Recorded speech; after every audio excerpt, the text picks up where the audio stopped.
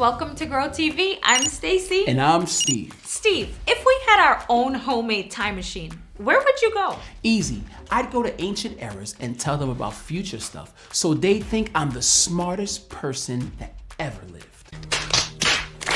Wow, you thought about this before, huh? Maybe a bit. Okay. Well, rev that time machine up because we're about to play a game called Era Explorers. I'll give you clues about an era in the past, and you can name that era. Okay, cool. But I'm not gonna get messy, right? This is a brand new shirt. I don't really think so. Whoa. This is cool.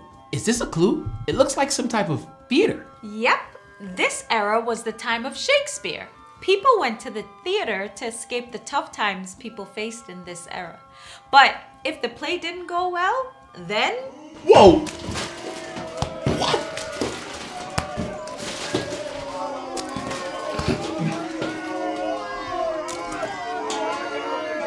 What? Cabbage too? What stinks? Oh, my shirt. Sorry. Do you have a guess? The medieval times. Would you stop throwing the cabbage and the tomatoes already? Bingo! Okay. All right, this seems safe.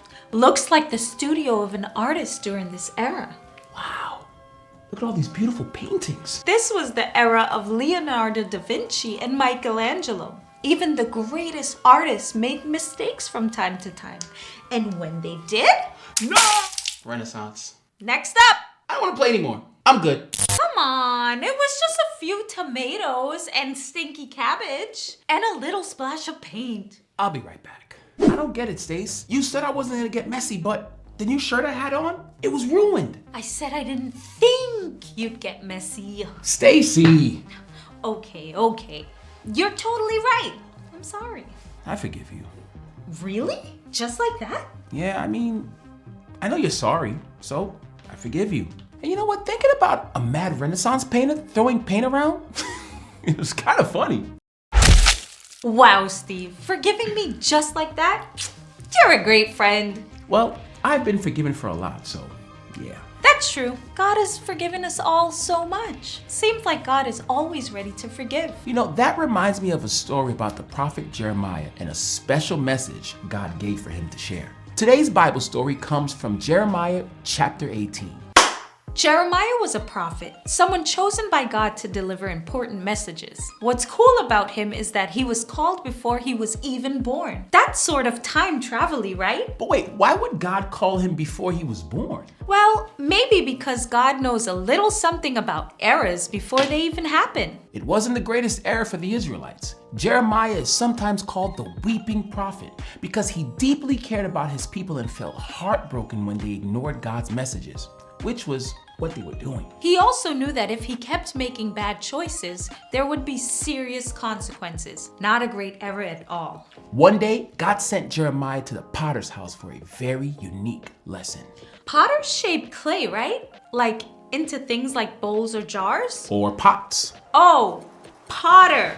Got it. Jeremiah went to the potter's house and watched the potter work on a clay pot. The potter noticed the pot wasn't turning out right, so he took the clay and shaped it into something new. Whoa, you can do that? I thought if clay got messed up, it was done for. Nope, it wasn't.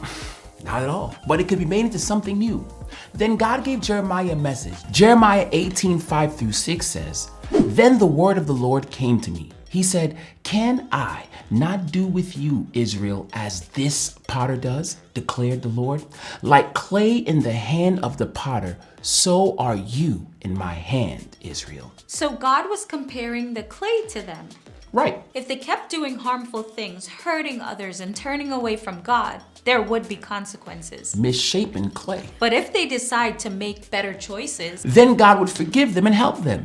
Jeremiah 18 says, "And if that nation I warned repents of its evil, then I will relent and not inflict on it the disaster I had planned." so God is like the potter, ready to reshape our lives and give us second chances. Exactly. And this is the story that is true for us today. Sometimes we make our mistakes or hurt others, or ruin our new friend's shirt with stinky cabbages. You forgave me for that. But God is always ready to forgive us and help us as long as we're willing to admit our mistakes and try to do better. That's because God takes the time to forgive. Just like the clay on the potter's wheel in the story, we can make decisions that make our lives feel pretty misshapen. Yes, and when we make decisions that hurt ourselves or others or God, it's easy to feel like it can't be fixed. Expired, like old milk. But it isn't true. No matter how misshapen our lives or relationships feel, we can always start again. And God will always craft those misshapen things into something new and awesome. We start by admitting our mistakes and asking God for forgiveness, because we all know that God takes time to forgive. What's this? Well, check it out. I washed that shirt, hung it up to dry, and then look what happened. Tie-dye. I love it. I think I'll wear it to remind myself about Jeremiah's message from God. Very cool. So I guess my mistake was really... Nah, don't push it. Don't push it. Thank you all for joining us. It's been awesome traveling through eras with you. Well, kinda awesome, but it was definitely cool to learn an important Bible lesson with you. It's always good to learn and grow together. Bye. Bye, guys.